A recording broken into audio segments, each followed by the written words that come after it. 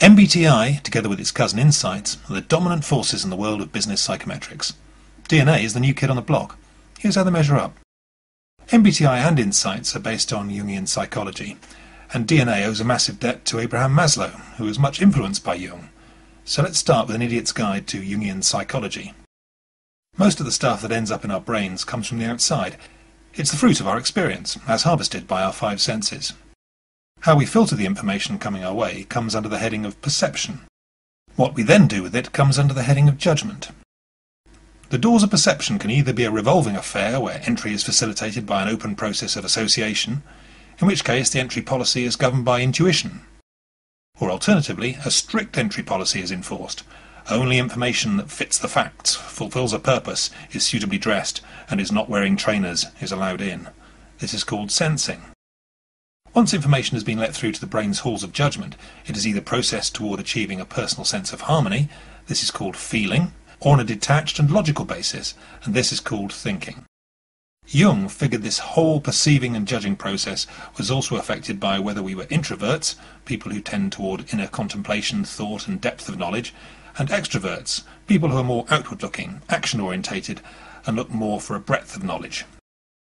MBTI treats the three components as if they were switches in our brains, and for each of us the switch is set primarily to one function or the other. We either favour S for sensing or N for intuition, T for thinking or F for feeling, E for extroversion or I for introversion. To these Jungian components, MBTI's founders added a fourth switch in the belief that we either lean more heavily on our perceptions or our capacity to judge. This gives rise to the 16 possible combinations or types featured in MBTI. So, looking at the differences between DNA and MBTI, for MBTI, perception is a black and white affair. Either you rely on the bouncers of sensing, or you don't.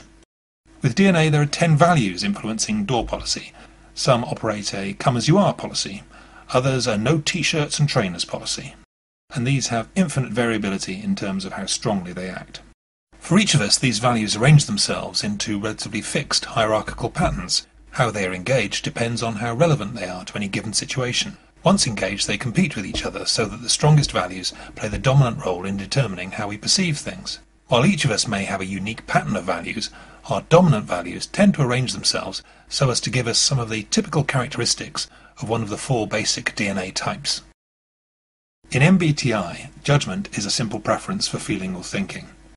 In DNA, genetic inheritance and experience shapes the processing style of our brains. Our personal values, together with our intellect and experience, determine how we process information and to what extent we will use instinct or rational deliberation. Our values will also affect the manner in which we are dependent on others for our well-being, which has some clear parallels with the concept of extroversion and introversion. Unlike MBTI, DNA can be used to project values for self-development. Also, because we can understand business roles, teams and entire organisations in terms of their dominant values, DNA can be used to compare and engineer a best fit between personal and cultural values. Now we come to the thorny matter of validation. Despite its dominant position in the market, for MBTI there remains a big question mark over the validity and reliability of the tool. DNA relies upon Schwartz's system of personal values, and because of this, its validity and its reliability are of the highest order.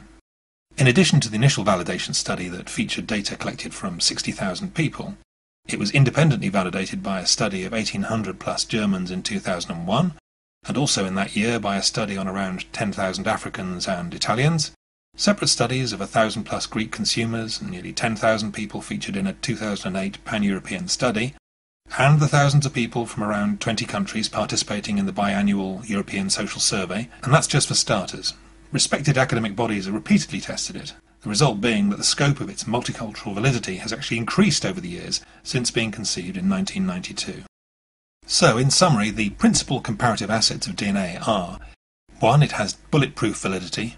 2. It's not situation dependent. 3. It works on personal and organisational levels. 4. It has universal applications. 5. It is relationship orientated. And 6. It can be related to development. Come and take a look at www.dominantneedsanalysis.com. As William Gibson said, the future's already here.